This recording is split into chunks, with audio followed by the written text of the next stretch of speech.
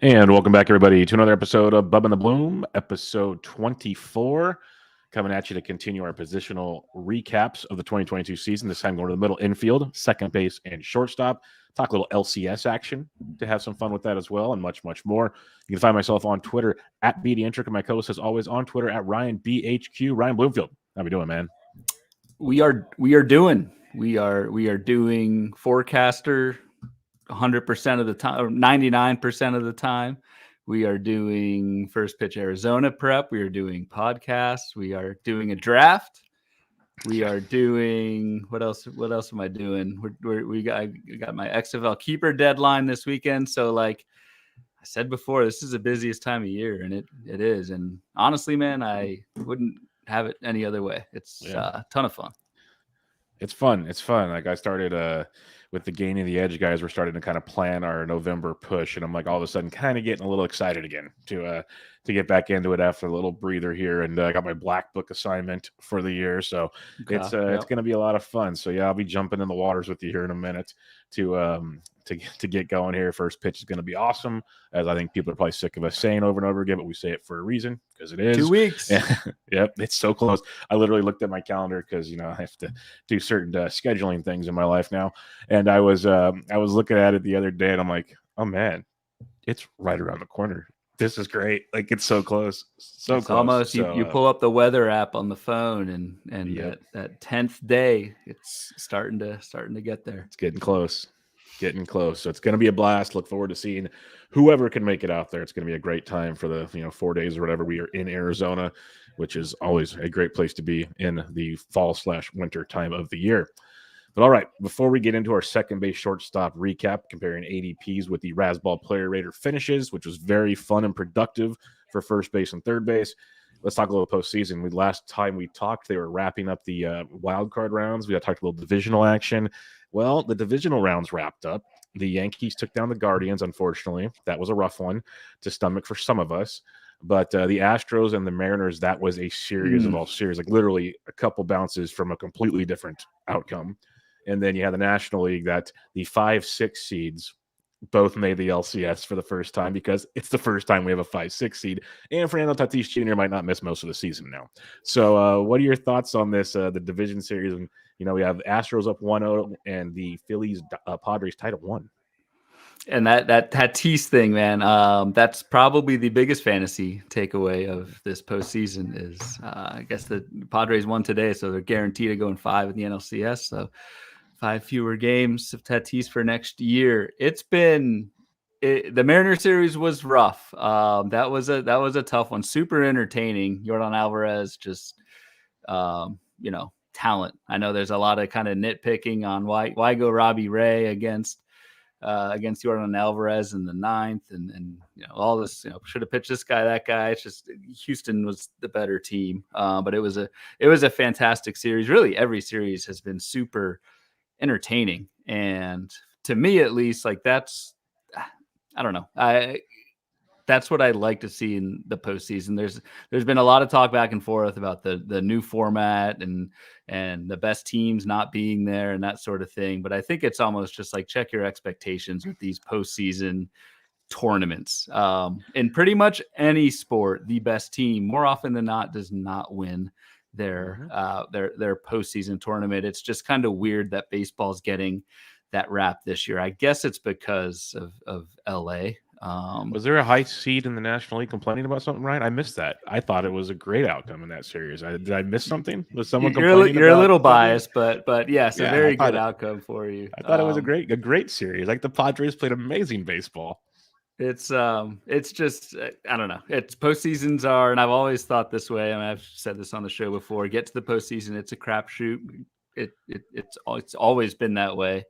I think if we just kind of relax, take in these moments, these upsets, they're fantastic to watch, and take the postseason for what it's worth. It's entertaining as heck, and it's been great. So I'm dialed in, man. I'm personally rooting for the Padres or the Phillies.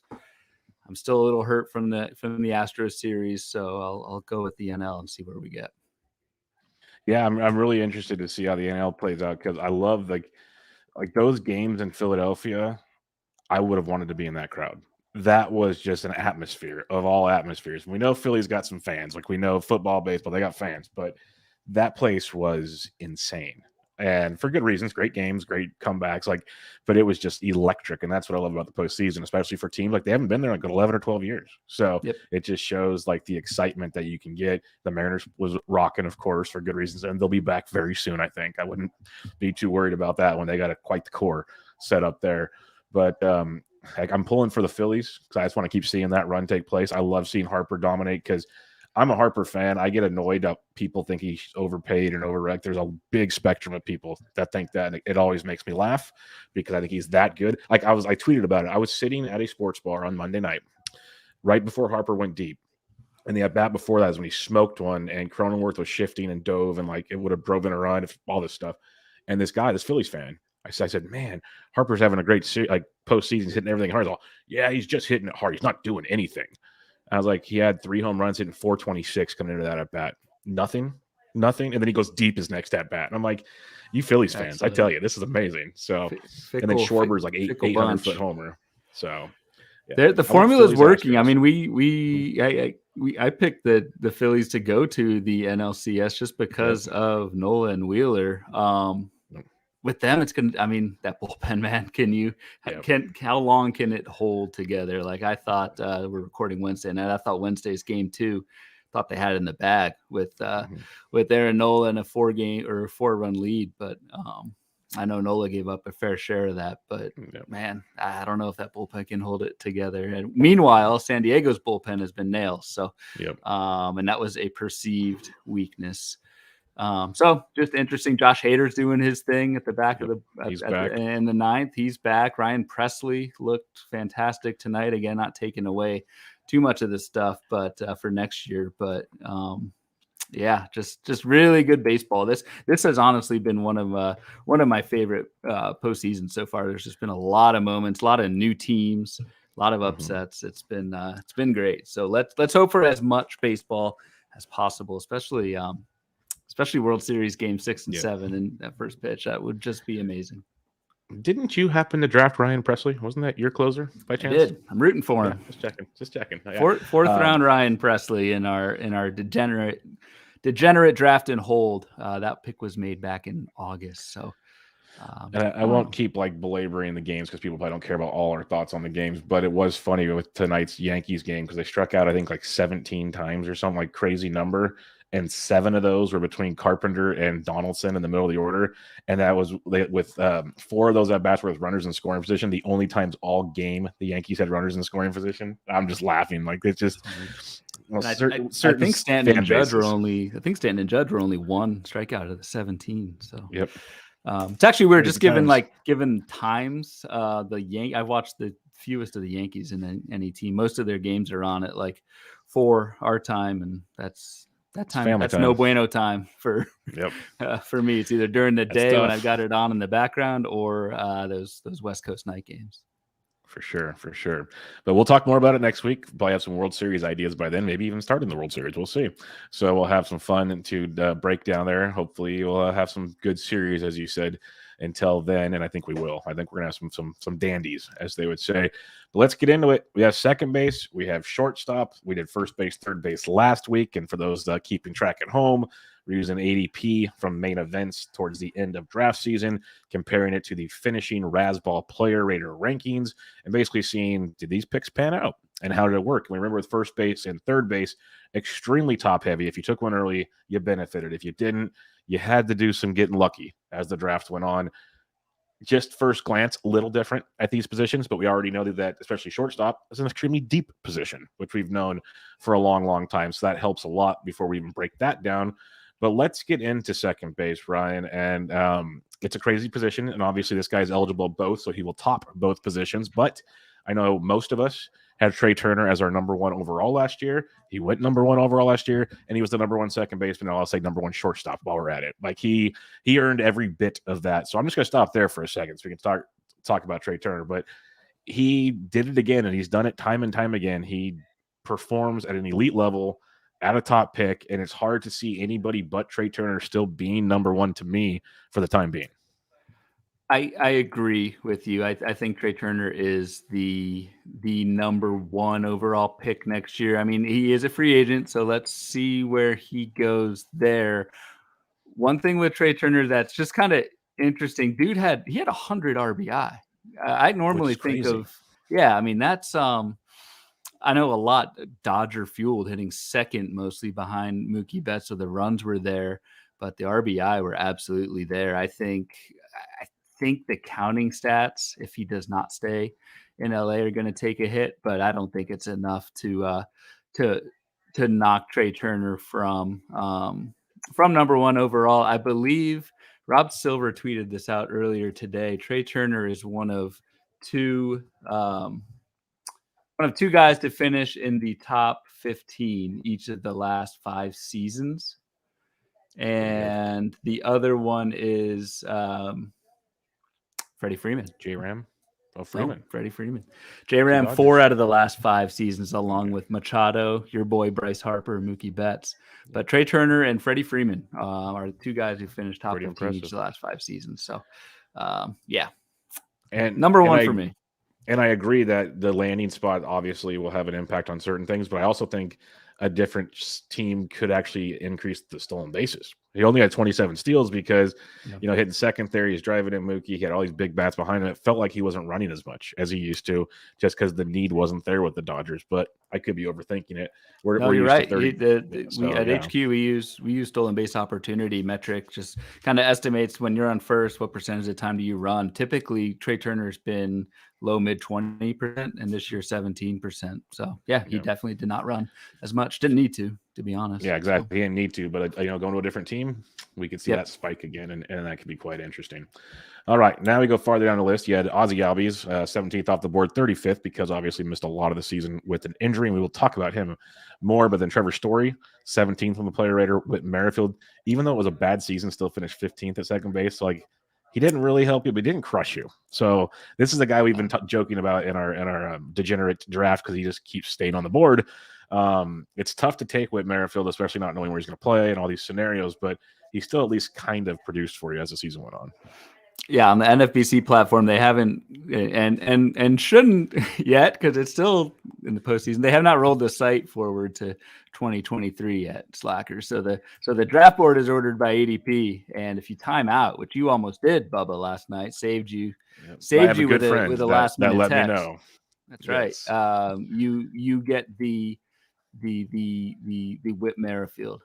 So he's that kind of guy right now who typically during draft season, it's the guy who gets hurt in February. ADP's already up there. And if you time out, you get him. But now it's Whit Merrifield and Javi Baez is the second one. Cause he's sitting there. Yeah. It's by last year ADP, What's crazy but go ahead. Yeah.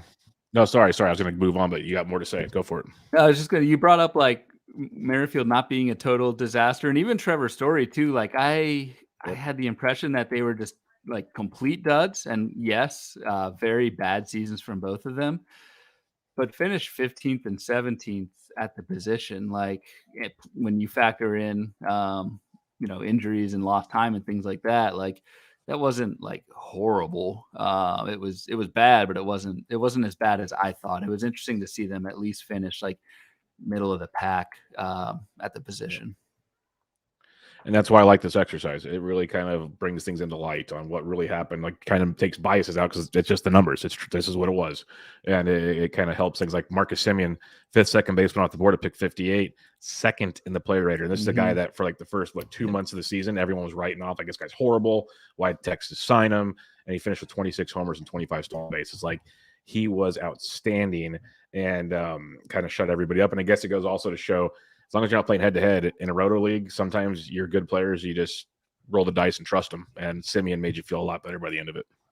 1 home run and a sub 200 batting average, 6 steals. But that's what you were looking at with Marcus Semien through May, through the first 2 months of the season. And then, hit 6+ homers in every other month after that with speed and that sort of thing. So quite the salvage.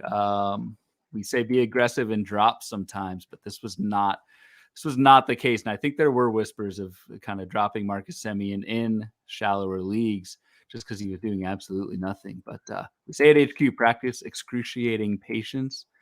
And sometimes it's not good to be too patient, but it definitely paid you off with Semien. 58 ADP. I think he'll go even higher next year. So, well, let's just have some fun with earlier. that for a second. If we look at this fancy, handy dandy draft board, where did Semien go? What He color went in was the he? early 4th round, Yeah. so So before pick 49th. 58. And that Yep. was that was mid-August when we did this, and so Semien still kind of improved after that. So I could definitely see Semien being a 3rd round pick, and I'd probably be fine with it next year. Yep, no doubt about it. Javi Baez, like we said, still 18th on the radar, 17 homers, 9 steals. Yep. Somehow that didn't crush you. Like, I was devastated with him all year. Like, I've been a Baez guy through and through. It was a tough one. Part of me wants to be like, okay, that was year 1 of a contract. 2nd year, he's going to be comfortable. I don't know. He looked more lost than lost out there at the plate. So that was a tough one. But then after Baez, we see a sea of red, Ryan. We have Jazz Chisholm, who was my dog, and I do not regret this pick still. 254, 14, and 12, and he got hurt. Like, he was on his way to a monster season. He's had injury concerns, though, so some people say that's kind of what you signed up for. Maybe.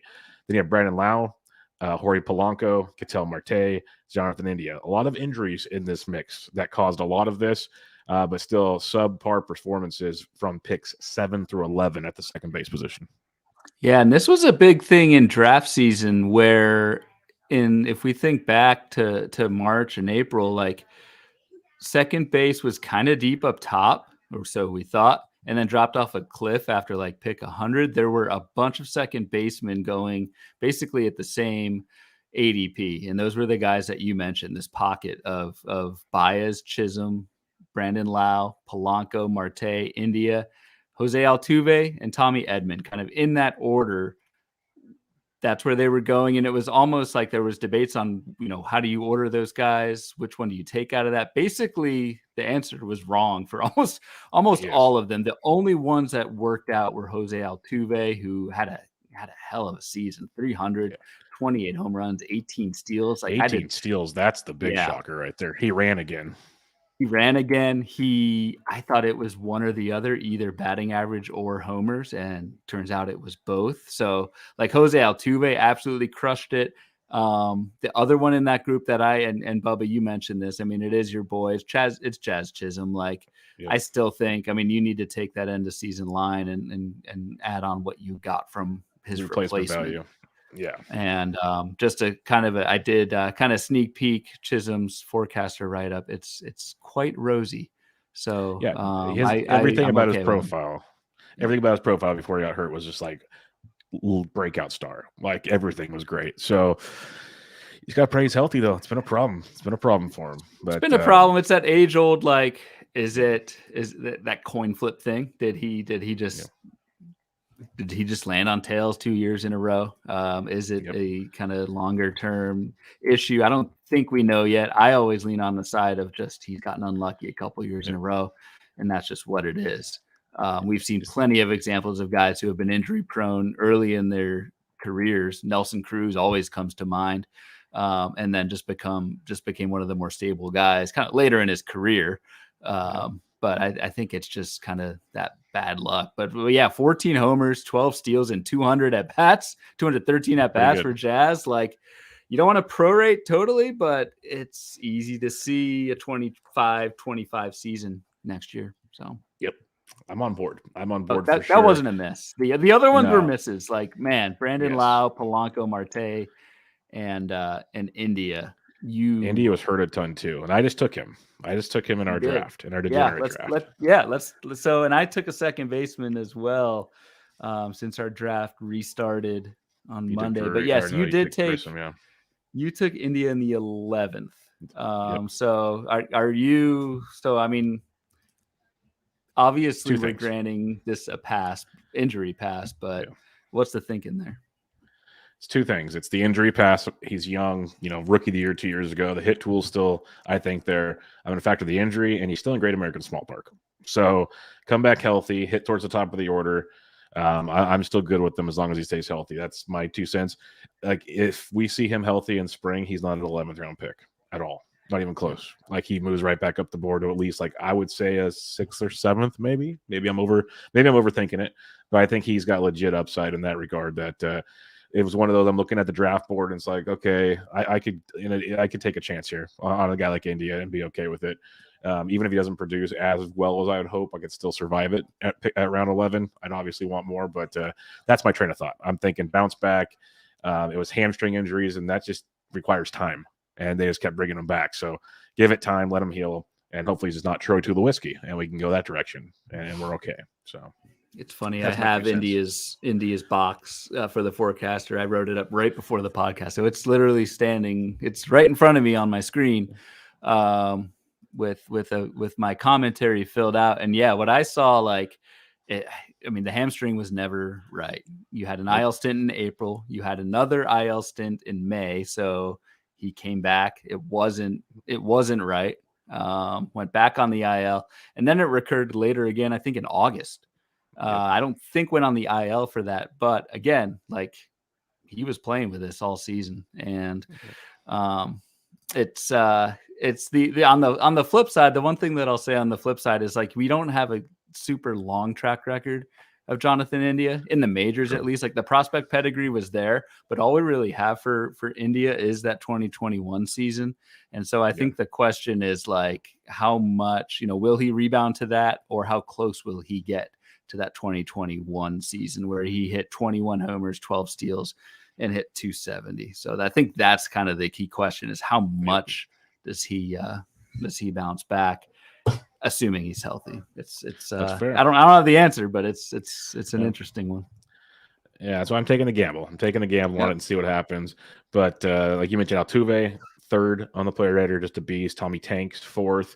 And that was a kind of a quieter second half, and he still put up amazing numbers: 32 steals, 13 home runs, 265. You got Luis Garcia. Ignore Luis Garcia. That is the pitcher the ADP. Wrong one. Yep. So I threw this together a little bit too quick with everything else going on. Good. And I fell for the trap. But what's impressive? Even though he had a $196 this year, Max Muncy finished 23rd. Like, not great, but not bad. We talked about him a lot. I even took a gamble and drafted him. As we talked about him last week, how I'd be kind of willing to take that chance. Right. I took him after I took India, or right before him, I think. Right before. And I didn't realize that was you. Nice. Yeah. So I'm again, he's got that eligibility, which in a DC is tremendous to me. So that's a guy that I'm looking for. 196 is not Max Muncy. So I'm there on him. We got Ray Cronenworth. Everyone likes to clown on him. Still finished 8th at second base on the player rater. You got McMahon at 14th. And then Gleyber Torres finished 7th with 24 homers and 10 stolen bases. So it's like you said, you take him early. There's the pocket of bad, but then there was 1, 2, 3. If you count Muncy, or not Luis Garcia. So 1, 2, 3, 4, like 6 or 7 straight really quality picks between 91 and 150. So it's a lot to say there at second base position. Yeah, and I mean, hindsight's everything, but this is where the value was at second base, was waiting until after pick 100. And this is kind of a little bit opposite of first base and third base that we talked about last week, where the market like completely nailed the beginning, though I did realize I didn't put Chris Bryant in there for whatever reason. But the market did nail the beginning of first base and third base, those early rounds, and then it went kind of hollow. Whereas second base, and we'll talk about shortstop next, but similar path. If you waited till like the 9th, 10th round in 15 teamers, you got one of these guys. You got your Cronenworth, McMahon, Gleyber. You got Tommy Edman at 100. You got Altuve at 90. Like, that really worked out. So if you did play it where you got your corners early and waited a little bit in middle infield, that worked out for you. Now, I mean, is that going to be the trend next season? I don't know, but it's interesting to at least see how that played out. And if you played it right, you crushed it. If you started with Albies and then waited on corner infield, you weren't collecting a paycheck. Raise my hand over here. I'll raise my hand on that one. That was this guy. But so we get through that round. You got Chris Taylor, DJ LeMahieu, guys that were hurt all season. So they kind of 31st and 24th in the player rater. But then Colton Wong, and that was even with some injuries, 15 homers, 17 steals. I was pounding the Colton Wong bandwagon all preseason based on his draft value. I was writing about it. I was talking about how good he is, especially leading off from Milwaukee. That came through. Ty France, even with some injuries, 276, 20 home runs, and some nice eligibility. And then Brendan Rodgers wasn't horrible, and he was injured a lot. So a lot of injuries here in this spot, but you still had Wong, France, and Rodgers that didn't crush you from picks 180 to 189.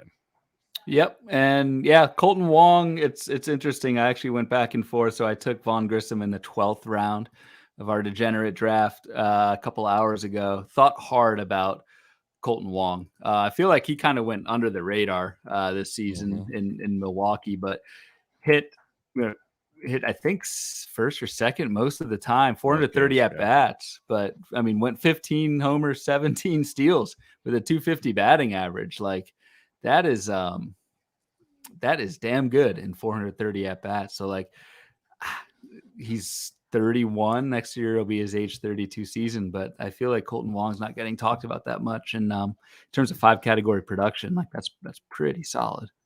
Yep, I'm with you. And then just some other guys that kind of stood out as productive. Eduardo Escobar, picked 219, 20 homers, no steals was okay. But Andres Gimenez at 234, 6th on the player rater, 297, 17, and 20 was awesome. Jeff McNeil kind of had a rebirth, only 9 homers and 4 steals, but hit 326. 10th on the player rater. Had Josh Rojas, we've talked about, Luis Ariz, who was there, and Brandon Drury, guys we talked about last week. But that Andres Gimenez one is one that's going to be a fun topic of conversation all offseason, because it was like a season or two ago, we all were thinking this is what he was, and then he couldn't even keep a job in the majors. And then even this year kind of wasn't great out the gate, got it going in the minors again, came back and was just a beast. So he's going to skyrocket quite a bit come draft season. He is. And so I had Gimenez's box as well. I'm working too hard on this forecaster thing. But no, forecaster's all alphabetical. So anybody who's like a G or right around there is probably one of my guys. 2 things can be true at the same time with Andres Gimenez. Like he probably had his career year last year. I don't see him even. That's kind of weird to say for someone who I think is 24 years old. But that's more common than not to have your career year kind of early in your career. That can be true, but it can also be a pretty skill supported step forward. And so Gimenez, like, I think he's a little bit over his skis in terms of the batting average. He hit 297 this year. I think he's more like a 270 guy with maybe 15 homers, 15 steals. But that's awful. That's awful productive. The only thing, so I kind of list that line out, and I just talked about Colton Wong. Like I wonder if you can get like Wong as a cheaper Andres Gimenez later. Oh yeah, 100%. Because Gimenez went round 6 in our draft. Like he's going up. Yeah, and Wong's still on the board.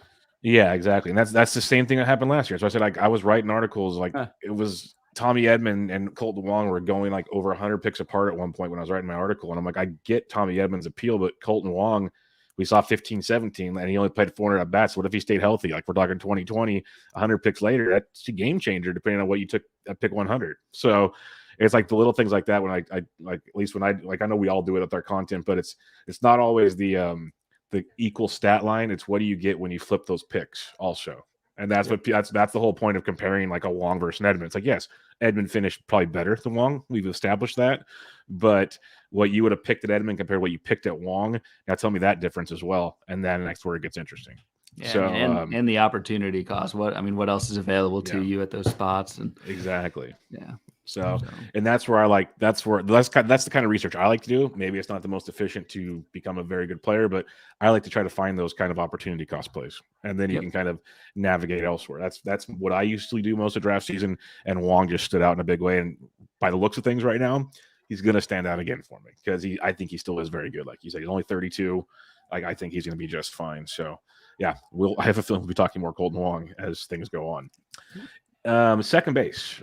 The ADP, we talked about that. You had a note there about outside of Trea Turner. We kind of talked about that. Yeah. Who was your most targeted second baseman, good or bad for you this year? Most targeted. Who do I have the most of? Everybody should know mine already, so this is easy. I unfortunately want to say yes. I think it's just on a couple teams, but I think it was Javi Baez. I had a lot of Baez. I won't deny that. But my main dude, I feel bad because I'm not wearing a shirt tonight. I have my Jazz Chisholm shirt. I should have worn it tonight. What a bad fan I am. But you have a Jazz shirt? Yeah, from the Is it RotoWare shirt. RotoWare? Yeah, okay. Oh yeah, Nice. I'll wear it at first pitch. It's a great shirt, but it's if like I've you don't seen know one. baseball, you have no like what's this guy wearing type shirt. So I don't wear Yeah, it in a ton of places, but at first pitch Arizona, everyone will know what's going on. everyone will get it. Yeah, so I love Jazz, and we just already talked about it. I'll be back in. I'm not afraid of him. And our draft was back in. He went, I think it was round 3. I got the board right here. Yeah, he went round 3. He went 3 picks after Albies. He was the third second baseman off the board. So that was to our buddy Rob DiPietro. So yeah, took him. Yeah, the Chisholm love is going to be there again and in full swing, and we both kind of sound like we agree, rightfully so. So go get some right there. And my comparison to Chisholm last year was why draft Bo Bichette in round 1 when you can draft Jazz Chisholm 4 rounds later. That was my comparison, and I was looking really smart there for a while. Say, really I made a note about Bichette. We'll get to Bichette in just a sec. Yeah, I'm looking at that 3rd round, and I took Starling Marte 2 picks before Jazz. Kind of regretting that a little bit.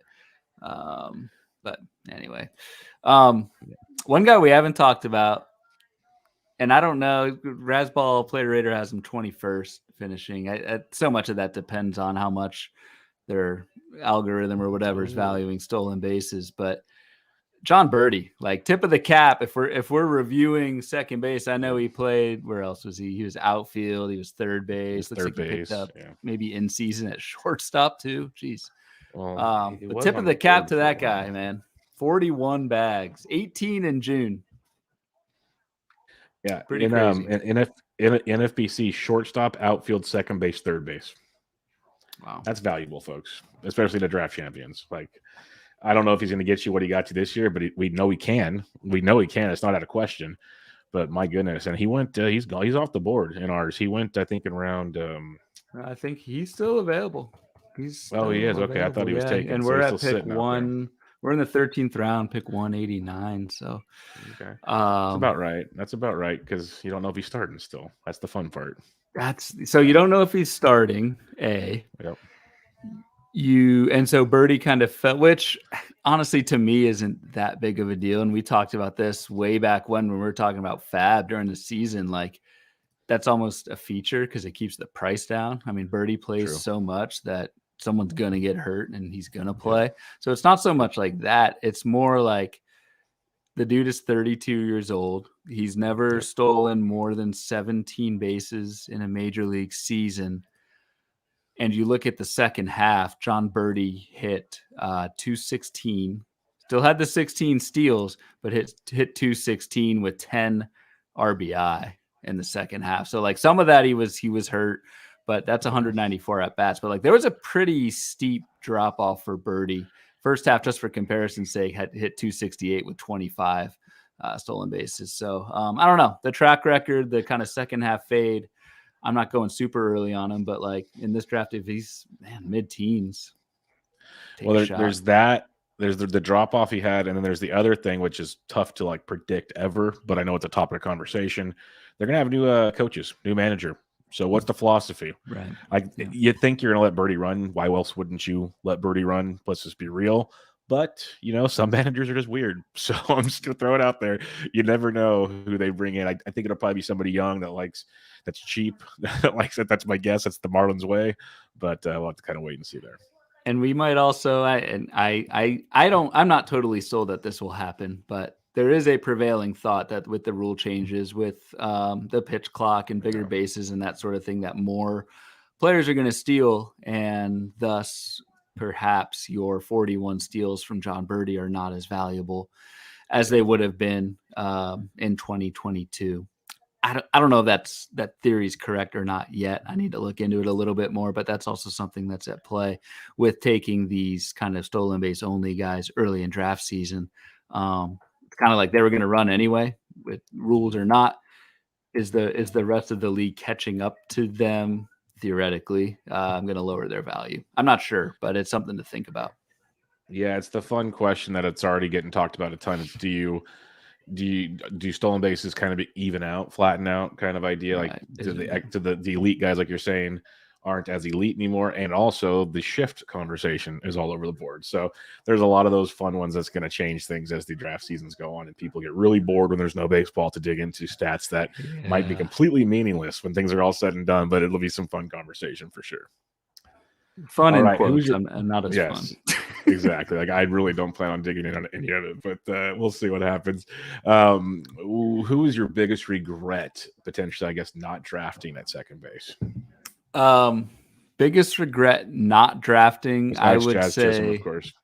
Yeah, of course. Besides Jazz, I would say Altuve and Edman. Yeah, that stands out like a sore thumb. Altuve. Like, the production you got from those guys in the 6th or 7th round of a 15-teamer is just wild. I know there was a lot of talk about Edman like hitting 9th in spring training at the end and that sort of thing, but that was my regret. I don't think I got either of those two guys. Yeah, no Altuve for me. I was fading Edman because, like I said, I thought I could get Wong or someone later that would give me some good production, and they did. But yeah, no Edman. But Altuve was a guy that I'm kind of bummed at because a lot of us even said it like, hey, in like round 9 or 10, you got this guy with a solid bat and average, will score runs, hitting some power. But I don't think anybody expected the stolen bases, and that was just like an elite game changer for him because otherwise his stat line is just like a little better type France if he doesn't steal again. But no, he stole, and that changed everything. So we'll wait and see how that goes in 2023.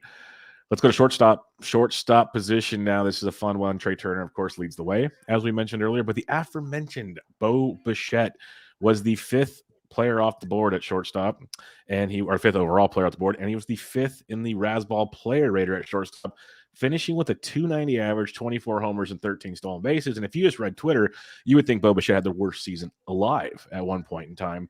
He finished really strong, yes, but there was a section of the year where people were like, wow, what's wrong with Bo Bichette? You probably wanted more than 24-13 at pick 5, but as we've said, that this exercise shows you, he didn't kill you. And so I think that's the moral of the story here. Yeah, he was fine. He was absolutely fine. The only things that in Bichette's not like his corner, but we had a couple episodes about what's happened since football started. Bo Bichette taking off is one of those things that happened since football started. So Bo Bichette in September hit 403 with 7 home runs and 3 stolen bases.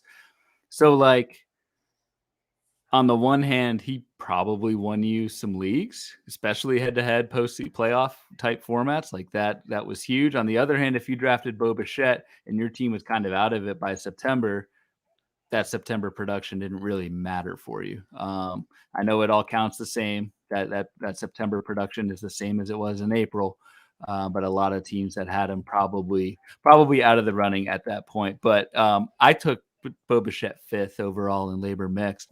And yes, like you said, Bubba, it's not the production that you like want out of that spot, but I mean, at HQ is still like a $30 player. I honestly 100%. Like if you said, would I make that pick again? Like it's not the pick, but I wouldn't hate it. I mean, he did have, so like, I mean, the other big thing was the counting stats, 91 runs, 93 RBI for Bo Bichette. So like a good year. He made up for it with a really strong finish. Yeah, and of course Steve Weimer got him in round 3 in our draft somehow. I have no clue how. And I remember the whole room was like, oh, and that was before September.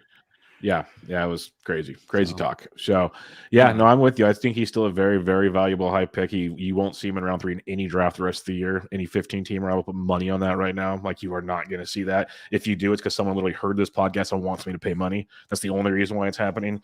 He will not be going in round 3 any other time. I think he's back end first round, back wheel. Yeah, he should be. I think once people kind of get the 2022 taste out of their mouth and realize things like that, he's moving right back up. No doubt about it.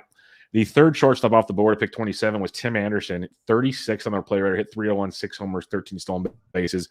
And the thing I want to bring up with Tim Anderson, because I know we both did. We both had our fair shares of Tim Anderson. Like, I know that for a fact. And the average is never a joke. 301, 309, 322, 355. We know there's power. We know there's speed. The problem, Ryan, and this is where I'm having a really tough time, and I know it's only October 19th, and we really haven't dug in a lot, but 79 games, 123, 49, 123. That's his last 4 seasons. And then it was 153 and 146, which you can at least kind of stomach. But the last 4 seasons, he hasn't played more than 123 games, and we're taking like a 3rd-round pick on him. that's getting harder to stomach going forward. Yeah, and the other number that's important too is 30. I mean, that's how old he's going to be next year. Yep. Tim Anderson, a lot of his game is based on speed, not only speed, but also having a high BABIP, an insanely high BABIP. Those things tend to erode quicker than power as you get into your 30s. So, yeah, definitely. Like you said, I had a lot of Tim Anderson, a little regret with that pick. I think the process was fine with it. Yeah. But yeah, only played half the year again and only 6 home runs. Like that kind of not ideal. 6 home runs and not for Mr. and Batflip. 32 No. at bats. So. No. Like I could have stomached, like if he had somehow got like 13-13, he'd probably be like 13th on the player rating. I'm like, well, it wasn't great, but I survived. Like just not doing anything stung tremendously. So yeah, it's going to take a lot for me to get back on that train. Like we talked about regrets and things we need to do better in the future. And I think just kind of already looking through the first 2 sets of positions, like Tim Anderson, Jazz Chisholm is kind of a tougher one, but just looking at Tim Anderson's last 4 years, like even before his last 3 years, he's not playing a lot. Why am I taking an early pick? Why am I taking that kind of a risk early on? Like, I know it sounds like you said, hindsight's 2020, but those are things you can still look at and kind of like weigh out some things a little differently potentially. And you miss on some that all of a sudden have a full year, but at the same time, trends are trends eventually. And we've seen it with a lot of these players. And he said he gets older. It's one of those things. So it's a Captain Hindsight thing, but we'll see how that one keeps playing out. Trevor Story, he was third overall at second base, 4th overall at shortstop, 24th on the shortstop player rater. So we kind of know that 17th at second base. So I guess it shows you the depths of the position if you want to. Yep. Great point. That's something that absolutely it kind of popped off the page for me. Trevor Story was the 17th ranked second baseman and same stat line, 24th ranked shortstop. So you hear all the time shortstop is deep. You can wait on shortstop. Yeah, it's kind of true. And then like Bobby Witt Jr., this is where it gets fun now when we look back on things. And he was awesome. Don't get me wrong, 254, 2030. Like not many guys have ever done in their career, let alone the rookie season. He was 51st off the board, 6th on the player rater. He went 14th overall in our draft. And like I said earlier, Bichette was in the 3rd round. So this is where the early drafts are looking. It's crazy. Witt is still very good. I have no problem with him going to the 1st round. I think this is who he is. And he might even be better, because he had a little growing pains early on and then he got going and he kind of stumbled towards the end. He might be better than 254, 2030. So like there might be another level to Bobby Witt. So how are you looking at Bobby Witt? Like obviously this isn't a 2023 pod, but we can talk about it for a second. He went 14th. And like I said, Bichette, we already both agree is not a 3rd round pick, but how do you like kind of separate those two? Like at first glance? I mean, if you're like asking me for which one I take, I'd probably go Bichette just because that's the way I draft. Like it's just track record and safety. That's me. That's the HQ way. So I'm on brand with that. But like Bobby Witt, and one of the things I really like to look with rookies is kind of those in-season splits and what Bobby Witt did once there was a book out on him in the majors. Second half increased his contact rate from 73% to 81%. So struck out a lot less in the second half. Yeah, it's fantastic. And he stole 18 bases in the second half to just 12 in the first half. So the second half improvement for me, the power wasn't as much there, but this is a 22-year-old kid in his first time in the majors. Like that's another huge thing I'm leaving out is like, you can't, I mean, there could very well be another level here to Bobby Witt, but just the fact that he was able to adjust to the adjustments and improve that K rate, still run in the second half and hit 272 bodes really well long-term. So I've got no problem. I think a little bit better, at least right now, a little bit better roto player, fantasy player than real life player, just because of the bags. Like still had a sub 300 OBP. So maybe in points leagues, I'm not as excited about Bobby Witt, at least for 2023 only. But the steals, man, the steals stick out so much. Yeah, shortstop, third base too. It's a big one with Bobby Witt. And then to wrap out the top 6, I kind of hid the gems here, but in the top 6 at shortstop, 4 of the top 6 finished top 6 in the player rater, which tells you a nice top heavy, solid approach. Francisco Lindor was that 6th guy, finished 3rd in the player rater, hitting 270, 26, and 16. I'm not expecting Javi Baez to do this, but this is kind of the idea of second year now. He got comfortable in New York, looked a lot more like the Lindor of old. And I think it's kind of, I don't know if it's safe to say, but we got a guy that's back to being Frenchie, which I like to see. So he had a good year, and then you have Mondesi. Did you have any shares of Mondesi this year? Did you have any shares of Mondesi? Like, I had nothing to do with them. You had one. I had one. Cone of shame. I think my first ever Mondesi share. I took him in a DC first pitch Arizona Speakers draft in the 6th round. I was like, man, 6th round. All right, I'll finally pull the trigger. And not so much. But then we got some more solid performances. Bogart's 12th in the play rater, Marcus Semien 4th, second at second base, 4th at shortstop. And Xander's a phone, so we don't know where he's going to be, but I guess it shows you how much the play rater values batting average, because he only had 15 homers and 8 steals, but 307, obviously runs and RBIs are good too. But for the 3 main stats we're looking at, the batting average pretty much, I think, sealed it for Xander, and that's kind of been a forte for him. And I think 8 stolen bases, honestly, was more than most of us expected. So in the end, it was probably a win, but I think he wanted more than 15 homers.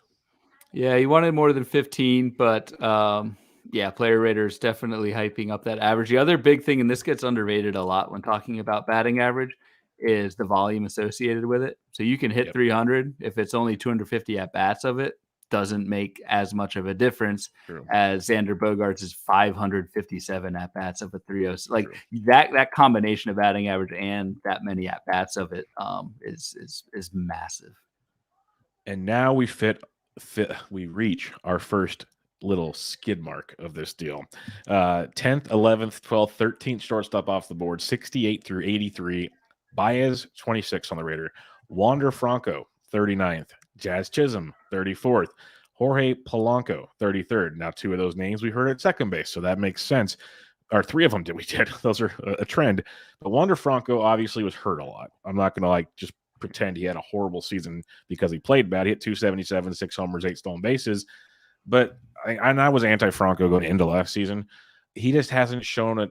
Again, probably a better real-life player than roto player to me. Agreed. I mean, it was the home run stolen base ceiling for me that I think is, at least right now, really low on Wander Franco. And yes, injuries, that sort of thing, partial season, but still, like you said, 6 homers, 8 stolen bases and 314 at bats. You prorate that out to like 500. And it's still not all that great. So I know it's like super lazy to say this, and interested to see where that ADP ends up next year. But with Franco, like I really am, because you now have kind of 2 half seasons of really not much in the majors. It's going to pop at some time. But how confident is the market going to be that it happens in 2023? I'm pretty sure I will be lower on Franco than the market, and probably won't have him this year. And now it gets really fun, Ryan, because from 14th to 21 at the shortstop position, it's a green road. And we talked about value at second base. And I think we knew shortstop had value because we knew it was deep. But at the same time, you wanted a high-end shortstop because they were like 5 category studs. And that's what you wanted. But my goodness, Corey Seager, 245, 33 bombs, 3 steals. Tommy Edman, we talked about him. Carlos Correa, 291 and 22. But here's the big boys. Dansby Swanson, 277, 25 and 18. And again, same thing happened in 2021. And one reason I always loved Dansby, but there was always questions, is when Ozzie Albies is healthy, Dansby gets at the bottom of the order. When Ozzie Albies isn't healthy, Dansby gets at the top and he crushes. Now that's something to monitor going forward. What do the Braves finally do? Can they just leave him in a productive spot? But here is the one that I know it helped the Guilds win a ton, and probably many others. Willy Adames. And then Swanson and Adames went 3 picks apart. Swanson was second on the play rater. Adames 7th. Adames 238, 31 and 8. Absolute beast. He had Cronenworth. Ahmed Rosario had a strong season, and then Gleyber Torres, that we talked about earlier. So this section, you had 1, 2, 3, 4 in the top 9 overall. And if you want to say 6 in the top 13, picked from 93 to 152.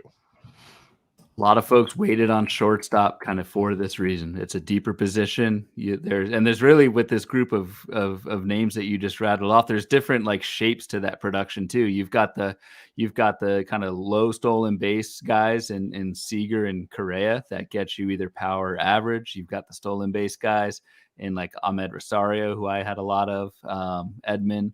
And then you had Dansby. Dansby doing that was just not a league winner, not any single player is a league winner. We were 2 or 3 guys in baseball, but That was just huge. And Willy Adames, I know we've talked about him a little bit, but kind of gets, maybe it's something, I don't know, maybe it's something in Milwaukee, just does not get the pub that he deserves. So teammate Colton Wong and Willy Adames, I guess we're going to keep hush hush, but both guys were super productive up the middle for Milwaukee this year. And the only other really green spots the rest of the way under Gimenez, 10th on the play rater. We talked about him already. Eugenio Suarez, who we talked about at third base last week, was 14th at shortstop, which is pretty impressive. Jeremy Pena, 253, 22, and 11. And he kind of had some rough patches in the middle of the season, but he still finished 18th. Jorge Mateo finished 19th with 221, 13, and 35. And then Josh Rojas as well. So, and then Thairo Estrada down there, who basically almost went undrafted in most leagues, finished 15th on the play rater. So any other thoughts on the bottom half here, which there's always some random, bright spots you'll find, but that mid section at shortstop was tremendous. Yep. That was the answer. That was the place to shop. Thairo Estrada, that is a name, and that's the benefit of doing these reviews. You probably noticed this, Bubba, but I did not know my man had 14 homers and 21 steals. I'm kind of mad we're talking about him right now. That's all I'm going to say. It's if anyone, I guess, is in our DC listening to this. Yep. He's buried at ADP like 606 on that board. Wow. We are next to each other in the draft. Yeah, so I know. That's why I'm not happy. I will not take him. I can't do that. No, I won't. I did the Dustin May thing. I can't do the Thairo Estrada. But man, that's an out of nowhere age 26 breakout. Well, what do you think about him because that begs the question. It came out of nowhere, no track record.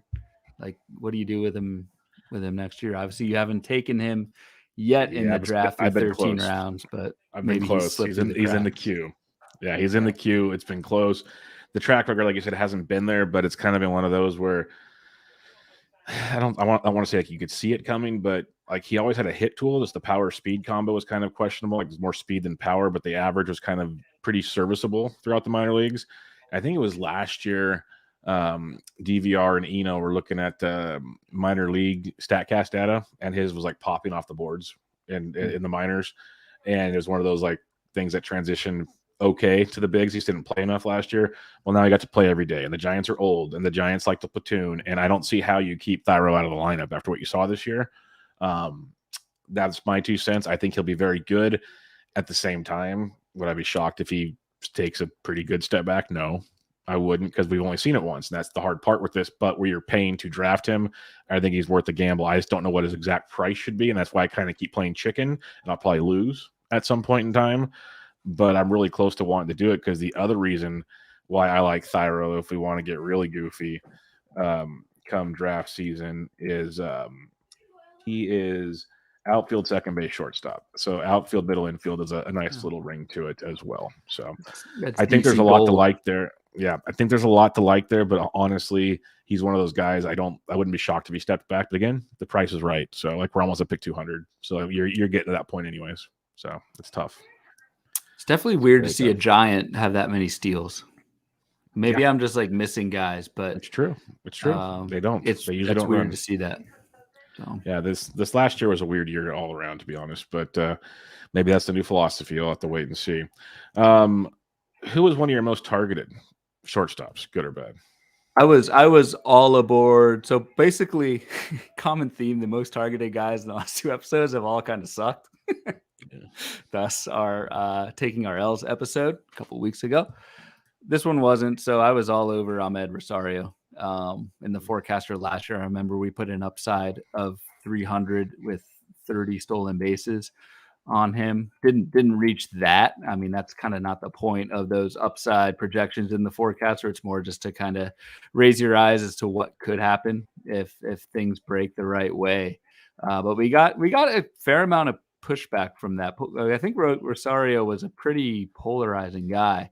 Ended up 283, 11 homers, 18 steals out of a 142 ADP. So, and played the entire season. So he was just set and forget all year, and someone who I had a lot of and really liked what I saw in it, in the forecaster and in draft season. It came to fruition throughout the year. Yeah, no, I like that one. There's a lot of pushback because I wasn't all in, but I liked him, and people were like, "Oh, he can't do this." I'm like, I don't know. I think he's better than you think. For me, I've been Team Dansby for a couple of years. Like I said, I pound the drum, but the question is, where does he hit in the order? Like it's a clear split. Mike Curlin, he follows lineups, and he's pointed it out to me many times. That's why he's kind of been anti Dansby a bit, but I kept sticking to my guns, and it worked out pretty well, I'd say. So it was, and he was always like a middle infield option because where he's getting drafted. If I took a Trea Turner or a Chisholm or whatever, like he wasn't even the main dude at first. If you think about it, that'll change this year, of course. But Dansby was one for me for sure. Who's one of your biggest regrets at shortstop? It was Dansby because it's weird. Like you can be behind guys and just not draft them. Maybe I just took Rosario. Like so, and it's kind of funny. Maybe like the guy I targeted the most, Rosario, who was going just one round after Dansby, is kind of the reason why I didn't get more Dansby. So Dansby Swanson, biggest regret. Going to be super interesting. I believe he's a free agent. Yes, he is. Next season. Yes, he is. And he's one of the few young players they did not re-sign. So go throw that one out there. That's true. Too. That's true. Good chance. Good chance he's not back in Atlanta is what's going to happen. Yeah. We'll see. Who knows? It's so hard to predict. I mean, if anything, Atlanta does have some room for a bigger contract, but you're right. Like that has not been their MO. And maybe that's what's causing. So like, not to make this about my teams or whatever, but like I said, I took Von Grissom in the 12th round, which I thought was really pretty good. I think he's got a decent 2020 ceiling with everyday playing time in 2023. But the risk with that is if Atlanta does re-sign Dansby Swanson, Grissom doesn't have anywhere to play. So it'll be interesting. Dansby definitely. Everyone talks about Judge betting on himself and that sort of thing. Yep. I mean, I guess Dansby didn't have that option, but picked a heck of a time to break out. Most definitely. My biggest regret was Lindor. I was anti-Lindor all draft season, and he proved me wrong. Like, it wasn't a killer because the other things worked out at shortstop, but yeah, that was one of those that I could have probably changed my draft stuff a bit by going that direction. So, Frenchie, Lindor would be one for me. So one thing I'll ask you real quick, just so you mentioned with Lindor earlier, second year with the Mets. What do you think about Baez for next year? Second year with Detroit. High expectations, big contract. I kind of hit it at it earlier. It's like, if he's going to be going this late in drafts, I'm probably going to jump in because I still think he's that talented, and he's got such a weird approach that he could still bust out at any time, and now you're not paying a premium for him. Like, I still think there's talent in that bat. It's Detroit. There is a big swing and miss there. Like, there's a lot of questions, but you're not paying the premium anymore. And second year in Detroit, I am more intrigued. Yes. Still available in the 13th of our league. Yeah. So go for it. It's all yours. All right. Let's do a couple listener questions as you guys came through for us tonight. This is a big one here. We'll start off with Nick Bird, who says, who is your favorite buy low in dynasty leagues for both shortstop and second base? So I'm not going to go like too much into the prospect side of things just because that's not my forte, and I'm not going to pretend I know what I'm doing with that. So I'm more looking at younger second basemen who have had time in the majors, who have shown something in the majors, but are just coming off down years. And for me, I'm going to go Brandon Lau. Hit 221, 8 homers, injuries, all that sort of thing. I think it was just kind of a lost season for Brandon Lau. And so I think how old is he? I think he's still super young, like 25, 26. And in Dynasty, I think that's he's 28. But I still think he's young enough to turn it around. And in Dynasty, I think that's like kind of the pocket where you want to kind of buy low and take those rebound guys in the major. So I'll go Brandon Lowe. Yeah, for me, I think you can get a little bit of a discount right now for a 22-year-old CJ Abrams. That'd be a guy to look at. There was a big prospect pedigree there. He's in Washington, change of scenery, everyday playing time. I'd be willing to take a chance on him. That'd be a guy I'd look at for sure. Like that. John Dobos says, hey guys, Brendan Rodgers or Thairo Estrada 5x5 Dynasty. I kind of want to say Brendan Rodgers because of Coors Field still. But Thairo was good. I just think Brendan Rodgers has the pedigree to be better. I'm gonna go Thairo. It's tough. It's I don't know. Maybe I'm lower. I'm obviously lower on Rodgers than you. Maybe I'm too low on Rodgers, but like And I know he's had some injuries that have kind of shortened the beginning of his major league career, but hasn't really shown much of anything in the majors. I mean, 13 home runs and 527 at bats. Like Brendan Rodgers had a pretty extended sample in 2023, only missed 11 days on the IL with a hamstring injury and did not much with it. Didn't steal a single base. So like, I just feel like there's a lot more Brendan Rodgers types that you can, especially in keeper and dynasty, that you can kind of supplement in supplemental drafts or on waivers. Whereas like a Thyro, where if you are getting 20 bags with some pop and batting average, I'd rather go that direction. Fully aware that Rodgers could break out at some point and prove me wrong and do like a Charlie Blackmon type of thing. But I don't know. I think chances are low. I think he sold me. I think Thyro might be worth the risk there as well. Mid's projection system says, is drafting Polanco or Seager non-stolen base sources at middle infield going to be a trap or a value in your estimation? Seems like they'll project as a value at ADP again, wherever they settle, but you'll need to reverse engineer the speed into your team. Well, Polanco was not productive this past year. Seager finished very high on the player rater. I usually still avoid both. That's just my personal preference, but I could see at least some Seager appeal if you need to. What do you have there? Really good question, because I really like the way you framed it, because it can be both a trap and a value. So like we talked about this on the corner infield pod last week, that there is just at third base, there's no stolen bases outside of like Birdie, J-Ram, and Witt. At first base, I think like Freddie Freeman had the most steals at like 13 steals. There's just no steals at corner infield. So if you don't get steals at corner infield and you take a Corey Seager type in the middle infield, where are you getting your steals? You're kind of pigeonholing yourself into a certain type of player in the outfield that you need to go to make up for that. Or you go with like a JTR Varsho type of thing at catcher. So that's where that is where drafting a low stolen base guy in the middle infield can set you back. You have to have a plan. That said, like where it can be a value is Corey Seager was like vastly underrated last year, in my opinion. Like it was going way too late in drafts. Yeah, 33 homers, finished, like you said, Bubba, finished 9th in shortstops. Like from an actual valuation standpoint, that was a no-brainer. You just have to have a plan for other positions for how you're going to get your bags. All right. It's all about team construction, the old adage, team construction. We have to rapid fire these because I have to run here shortly. Nate Curtis, Seager or India? I'll go Seager. I'm going to go India because I'm biased after today. Little Book of Calm says, last year, Albies was an early second-round pick before struggling and then being hurt. Any reason not to completely throw out his 2022? I'd be happy to take his age 26 at any discount in the market. I'd say yes because I did. I did already. Yep. You took him in the draft, I think, 3rd round. Yep, so 3rd round. I would throw it away too. Injury, age, he's got the track record. I'd pretty much everything toss you it want. away. Yep. Yeah.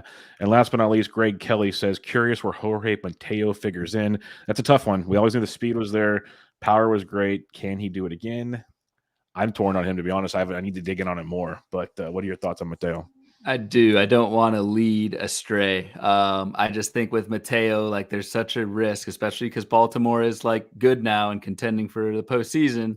There's a risk that they don't just let Mateo run wild. I mean, dude had a 267 OBP. He's very much at risk of losing playing time, which makes him kind of useless. So I'm probably not taking Mateo anywhere in an even semi-early round next season. Yeah, it's a tricky one. I looked at him a couple of times in our draft, and I just kind of passed. I was like, nope, not going to take that risk right now. Yeah. I'm already struggling in that draft to begin with. Any final thoughts at shortstop and second base before I wrap up another fun look back and kind of like, wow, this is how it really turned out this year. As again, early rounds, middle rounds, loaded at the middle infield. Yep. And yeah, that was the path this year, to kind of wait middle infield, get your bags there, and take corner infield early. So enjoying these so far. We'll probably do outfield next week. And I don't know, after that it'll be first pitch. So we'll probably take a week off, but we'll prep for outfield and then prep for our live show the week after, man. That'll be a blast. Hitting some golf balls, all that fun stuff, watching live baseball, drinking beers. It's going to be a great time in Arizona. But we'll keep it coming for you here to recap 2022 and get you ready for 2023 because it's already draft season, folks. So if you have any questions, hit us up on Twitter. Again, leave us questions for the show. We appreciate it. Check out Ryan on Twitter at RyanBHQ and get ready for that big forecaster that they're cranking out over there. I'm on Twitter at BDintric.